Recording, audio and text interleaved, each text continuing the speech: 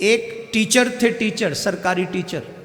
उन्होंने रात दिन मेहनत कर करके अपने बच्चे को पढ़ाया, वो इंजीनियर बन गया। और इंजीनियरिंग करने के बाद उनको मिलते हैं पैकेज। तो बूढ़े माँ बाप के पास रहेगा या पैकेज पकड़ के अमेरिका पहुंच जाएगा, इंग्लैंड पहुंच जाएगा। इसकी जॉब मिलना हुआ, घर लेना हुआ, और यहाँ इसका रिटायरमेंट हो गया टीचर का। बोले बेटा रिटायरमेंट हुआ है, अभी वही सारे पैसे हैं जो तू चाहे ले ले। बोले दे दो, पर मेरे पास भी तो कुछ होना चाहिए। बोले आप वहां रख के क्या करोगे? पैसा ट्रांसफर होते ही 10-12 दिन उस बच्चे ने बात की, उसके बाद मोबाइल स्विच ऑफ। उनने पूछा टीचर महोदय अब तो आप रिटायर हो गए, आप ये है सब ठीक तो है? उनकी आंखों में आंसू आ गया। बोले मैं इस बात से दुखी हूं कि मेरा बेटा पढ़ा लिखा ही क्यों हुआ। भगवान ने अगर एक बेटा मुझे पढ़ा लिखा दिया तो एक बेटा मुझे अनपढ़ भी दे देता तो मैं सुखी हो जाता। ये तो शुक्र है कि मेरे माँ बाप के कुछ जमीन है जिसको मैं यूज करके अपनी आजीविका चला रहा हूं। बिहार के, हम किसी का नाम नहीं यूज करेंगे, कोई भी हो सकते हैं।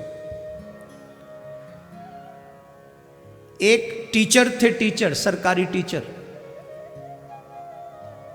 उन्होंने रात दिन मेहनत कर करके अपने बच्चे को पढ़ाया, वो इंजीनियर बन गया। इकलौता बेटा वो इंजीनियर बना। और वो इंजीनियर बनकर, आजकल एक ही बच्चे होते हैं और इंजीनियर ऑलमोस्ट सब बन जाते हैं। कोई सॉफ्टवेयर इंजीनियर, कोई हार्डवेयर इंजीनियर, कोई ये इंजीनियर बन जाते हैं। और इंजीनियरिंग करने के बाद उनको मिलते हैं पैकेज। कुछ देश में मिल जाते हैं, कुछ विदेश में, विदेशी कंपनियों से बड़े पैकेज मिलते हैं। तो बताइए जब इकलौते बेटे को बड़ा पैकेज 1 करोड़ का मिल जाएगा तो बूढ़े माँ बाप के पास रहेगा या पैकेज पकड़ के अमेरिका पहुंच जाएगा, इंग्लैंड पहुंच जाएगा? हंसिएगा नहीं, जवाब दीजिएगा, जोर से बोलिए। तुमने जीवन भर की पूंजी अपने बेटे को किस लिए लगाई? किस लिए लगाई?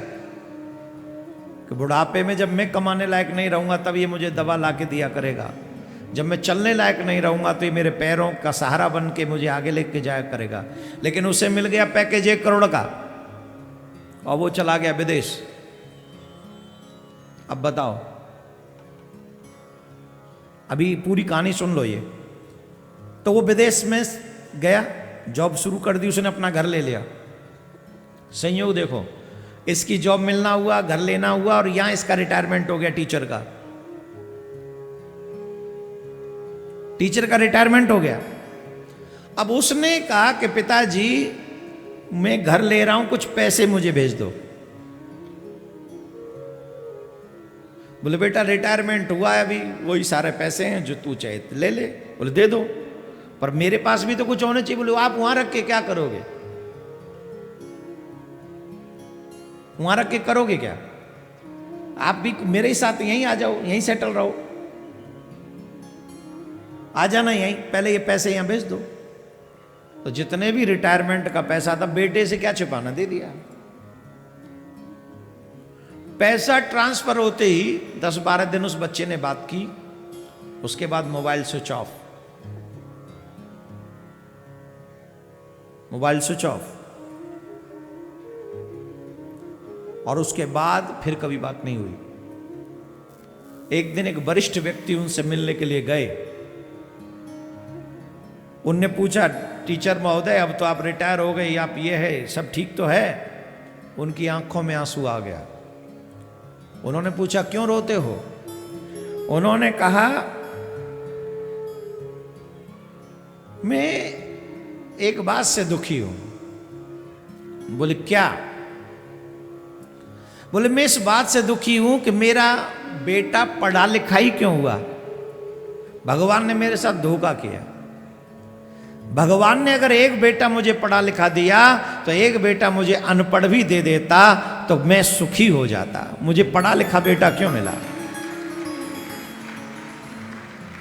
एक बेटा अनपढ़ मिल जाता, कम से कम मेरे साथ तो रहता।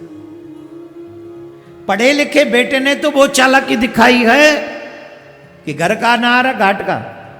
ये तो शुक्र है कि मेरे माँ बाप के कुछ जमीन है जिसको मैं यूज करके अपनी आजीविका चला रहा हूं। अब 2-3 बीघा जमीन रही होगी, अन्न इत्यादि मिल जाता रहा। बाकी का जीवन भर की कमाई बेटा लेके उड़ गया, आज तक पता नहीं। और ये एक घर की कहानी नहीं है, ये बहुत घरों की कहानी है, बहुत घरों की कहानी है। जितने भी बच्चे मेरी इस बात को सुन रहे हैं, मैं फिर कहूंगा, पैकेज तो बहुत मिल जाएंगे माय डियर, पर पापा बहुत नहीं मिलेंगे।